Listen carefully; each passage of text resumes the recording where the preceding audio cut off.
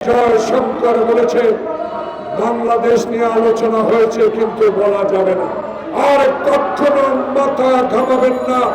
অতীতে করেছেন শেখ হাসিনার কারণে, বাংলাদেশে এখন শেখ হাসিনা নাই। আপনি বলেছেন বিএনপির নেতারা নাকি আওয়ামী লীগকে পুনর্বাসিত করার চেষ্টা করছে। হিন্দুস্তানের জয়শঙ্কর দাদা গিয়েছিলেন। গতকালকে ওই দাদা আমেরিকার ফরেন মিনিস্টারের সাথে আলোচনা করেছেন বিশ্ব রাজনীতি নিয়ে, প্রতিবেশী বাংলাদেশের রাজনীতি নিয়ে। সেখানে একটি কথার উল্লেখ আছে। এক সাংবাদিক প্রশ্ন করলেন বাংলাদেশ নিয়ে কোনো আলোচনা হয়েছে কিনা। প্রিয় বন্ধুগণ, যে ভারত বাংলাদেশের গণতন্ত্রকে গণতীব্র হত্যা করে ষড়যন্ত্রে শেখ হাসিনাকে সার্বক্ষণিক সহযোগিতা করেছিলেন, সেই জয়শঙ্কর বলেছে বাংলাদেশ নিয়ে আলোচনা হয়েছে কিন্তু বলা যাবে না।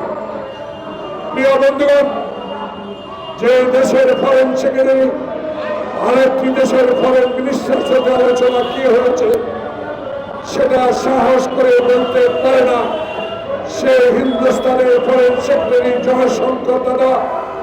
আপনাকে আমরা স্পষ্ট করে বলে দিতে চাই, বাংলাদেশের অভ্যন্তরীণ রাজনীতি নিয়ে আর কখনো মাথা ঘামাবেন না। অতীতে করেছেন শেখ হাসিনার কারণে, বাংলাদেশে এখন শেখ হাসিনা নাই।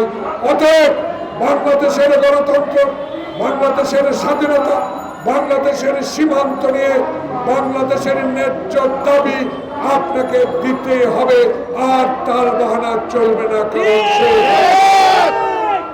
আমাদের অত্যন্ত তরুণ রাজনীতিবিদ,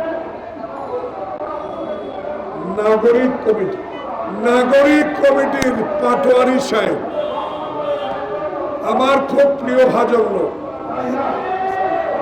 রাজনীতিতে আমি অত্যন্ত সম্মান করে থাকি। উনি যে কথাটুকু বলেছেন, জিয়াবাদ আর মুজিববাদ চলবে না। কেউ না বুঝলেও আমরা আপনার প্রয়োজন বুঝি, আর তাই তো অত্যাধুনিক ফিচার সম্বলিত বিভিন্ন সাইজ আর কালারের 250-টিরও বেশি ডিজাইন অপশন নিয়ে ওয়ালটন স্মার্ট ফ্রিজ বোঝে আপনার প্রয়োজন।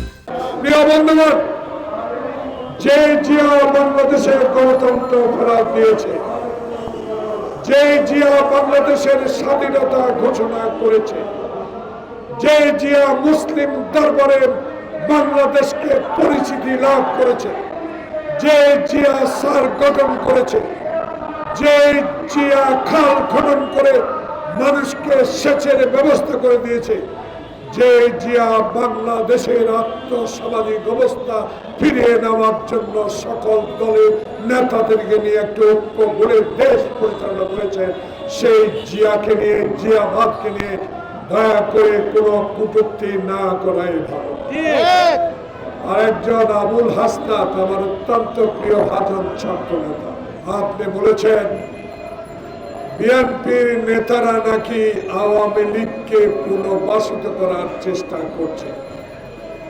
প্রিয় বন্ধুগণ, আমরা স্পষ্ট করে বলে দিতে চাই, বাংলাদেশের এই আন্দোলন, এই হাসিনার পতন শুধু জুলাই আগস্টের মধ্যেই সীমাবদ্ধ ছিল না। যে আন্দোলনের মধ্যে দিয়ে 16 বছর আগে আমরা বাংলাদেশের সকল মানুষকে নিয়ে, সকল গণতান্ত্রিক দলকে নিয়ে স্বৈরাচারের বিরুদ্ধে আমরা কঠোর আন্দোলন করেছি।